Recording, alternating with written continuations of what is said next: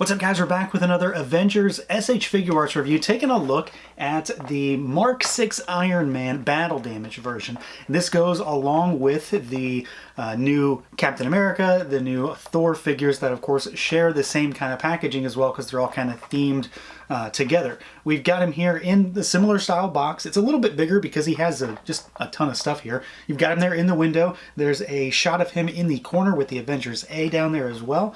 And then the spines of the box both have a different product shot. And then the back, in typical Tamashii Nations fashion, has a smattering of pictures showcasing how he moves, all the effect parts, all the accessory pieces he comes with as well. So let's do it. Let's pull him out and take a look.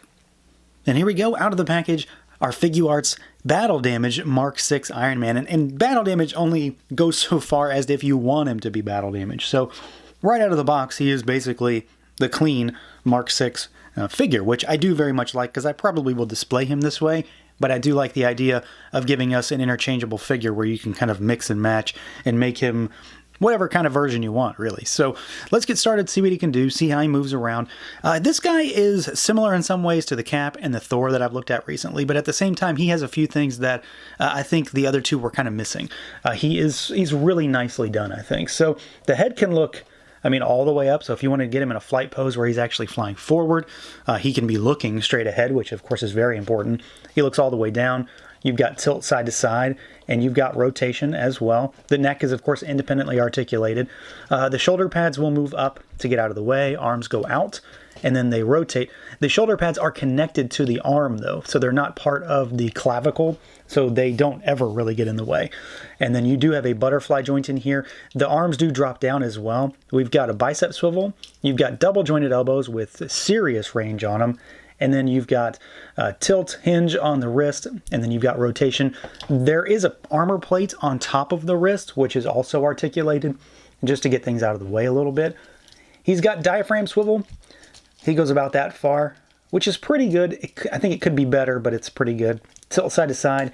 He goes backwards, and he goes forwards about that far. You do have to watch these pieces up here on the shoulders.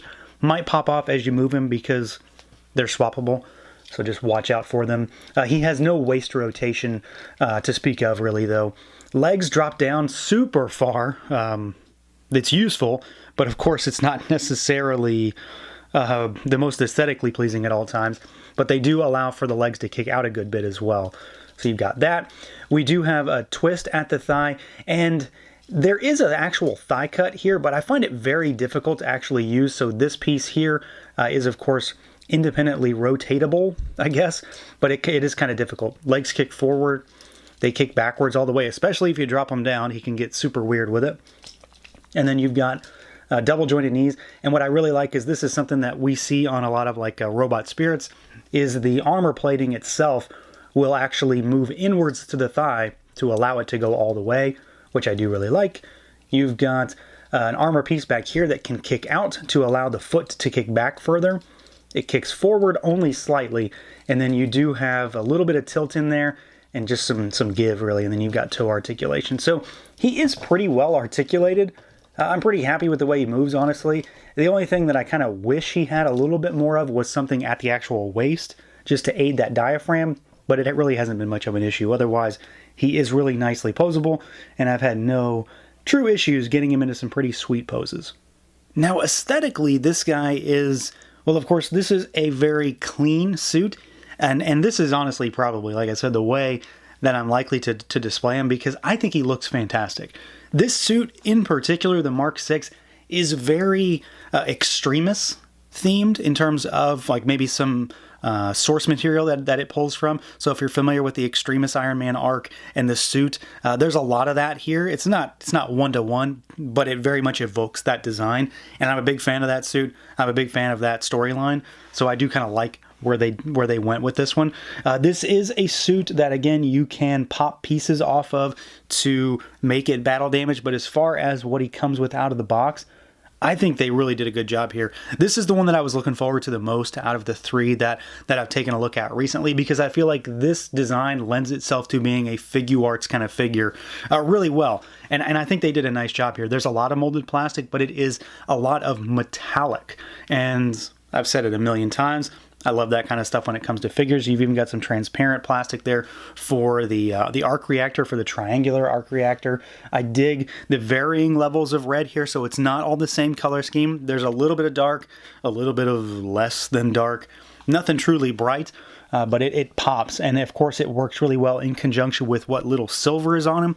And then the tremendous amount of gold that we get for the thighs and for the biceps and the elbows. And then you do have a little bit of silver on the arms and on the knee pads as well. But there's a lot of little detail on him as well. You've got like various gold piping in the ab area with some gunmetal colors. You can pop the chest piece off here, and you can see the arc reactor underneath. Of course, that transparent plastic does help to let that detail shine through. So you've got that if you wanted to have it exposed for whatever reason.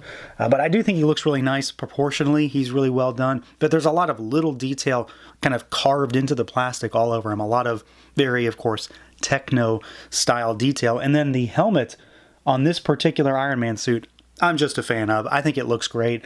It is very minimal. It's very, just, I don't want to say classic, but it's a very Iron Man looking helmet, if that makes any sense. Nice, bright, lustrous gold faceplate with a lot of just red back there. So yeah, I mean, I think I was pretty spot on with wanting to look at this one the most out of the three. He looks fantastic. I'm really happy with the color scheme. I'm really happy with the overall sculpt. Just tons of little detail crammed in to this figure, while being a suit that, again, I just kind of like from the get-go. It's got a lot of comic source material that it's drawn from, which I'm a big fan of to begin with. And then it's a really pleasing suit to look at. I think they translated it to plastic really nicely. Now, when it comes to accessories, this guy is all about parts swapping and modularity. He's not the modular Iron Man, but this guy has a ton of stuff. This is going to be an instance of what can I forget while going through the accessories. So we're going to go through the easy stuff first because there's a lot of things that he has multiples of.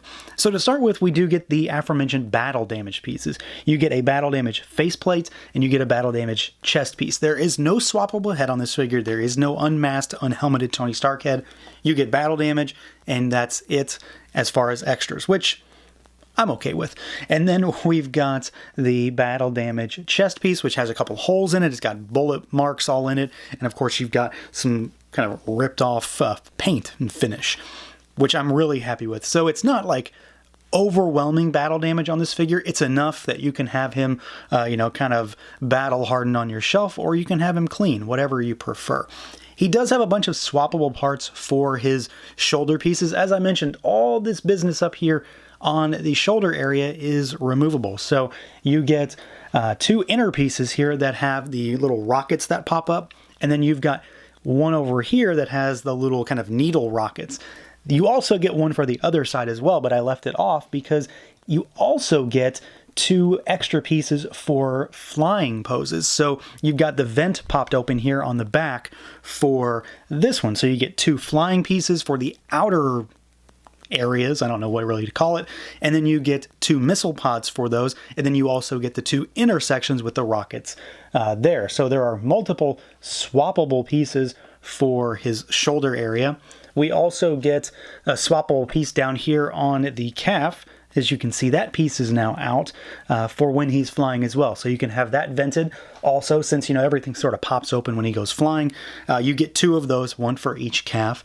We get swappable forearms. So we've got this one on him here now, which has all of the kind of rockets that are popped up on it. So you pop the forearm off at the joint there, and then you pop this one on, and it is covered in little tiny rockets, which I do really like. I mean, you can make this guy out to be just 100% nothing but guns, basically.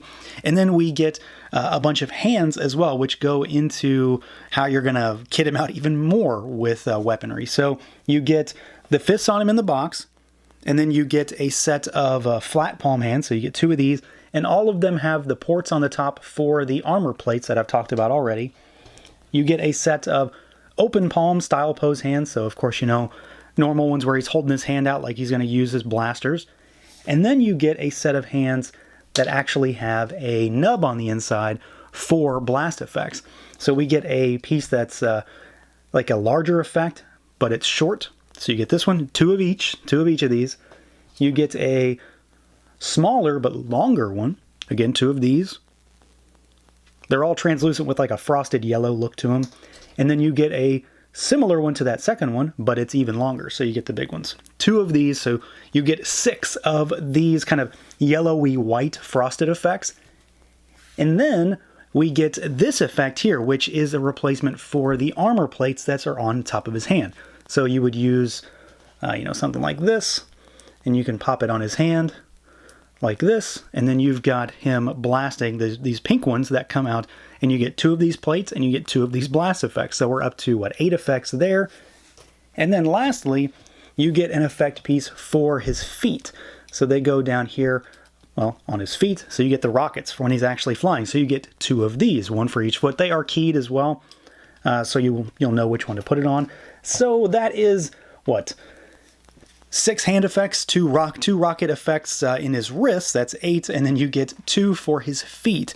So that's 10 effect pieces to go along with this figure. And like I said, it is a game of just mixing and matching parts. You can have him with different forearms. You can have him with different shoulder cannon accessories. You can have wrist accessories for those laser blasts, or you can have the blasts that are coming out of his hands himself. Or you can just go straight flying and have all those vents open on the back, the calf vents open, and the effect pieces on his feet, and you've got a whole different kind of setup. So there is a lot going on in this box. Despite the fact that he doesn't come with like a Tony Stark head, I don't even really care about that. I would personally never display it. I think they gave tons of good stuff here. I'm really happy with all these effect parts. And like I said, it's kind of daunting to go through this and see just what you can change out and how many options you truly do have in this box. So yeah, this guy's pretty solid. I'm really happy with this one. He's definitely my favorite of the 3, and I kind of expected that even before I opened any of them. It's something that I think lends itself to being a Figuarts style of figure really well. All these modular pieces, the swappable parts to make him battle damage, all the extra accessories as far as energy effects and rocket packs and all that kind of stuff. There's just a lot of options with this guy, and for Iron Man, it makes perfect sense. He should have all this stuff. He should have the ability to just have all those guns out if you want them, or to have him be just a clean suit on the shelf too. And I think Bandai did a really good job here. He moves really well. I think the overall design is really nicely done. I do, again, like this suit quite a bit, and aesthetically this thing is very pleasing with a tremendous amount of metallic sheen to it. And I've said it a million times before, I love metallic finishes on action figures, and this guy is a prime candidate for that. So that's going to do it for this look at the Bandai Tamashii Nations SH Figuarts Iron Man Mark 6 Battle Damage version. Let me know what you guys think. Feel free to like, comment, subscribe, and share, and until next time.